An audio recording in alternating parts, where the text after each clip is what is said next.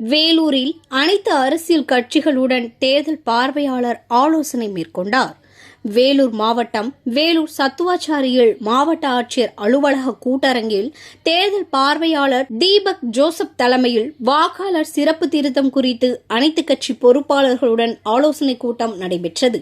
இதில் மாவட்ட ஆட்சியர் சுப்புலட்சுமி, மாவட்ட வருவாய் அலுவலர் சிவசுப்பிரமணியம், அதிமுக, திமுக, காங்கிரஸ், பாஜக, தேமுதிக உள்ளிட்ட அரசியல் கட்சியினர் கலந்து கொண்டனர். இதில் இரட்டை பதிவுகள் இன்னும் இருக்கிறது, அதனை ஆதாரப்பூர்வ கொடுத்துள்ளோம், அவைகள் நீக்கப்பட வேண்டும். 20 ஆண்டுகளில் இறந்தவர்கள் பேர் 10% கூட வாக்காளர் பட்டியலில் இருந்து நீக்கப்படவில்லை. வாக்காளர் பட்டியலில் புகைப்படங்கள் சரியாக இல்லை, அவர்களை சீர்திருத்தப்பட வேண்டும். புலம்பெயர்ந்து வரும் தொழிலாளர்களுக்கு வாக்குரிமை அளிக்கக்கூடாது போன்ற கோரிக்கைகளை வலியுறுத்தி பேசினர். இதில் தேர்தல் பார்வையாளர் தீபக் ஜோசப் பேசுகையில், உங்கள் கோரிக்கைகள் குறித்து பரிசீலித்து நடவடிக்கை எடுக்கப்படும். பிப்ரவரி 17 இறுதி வாக்காளர் பட்டியல் வெளியிடப்படும் என பேசினார்.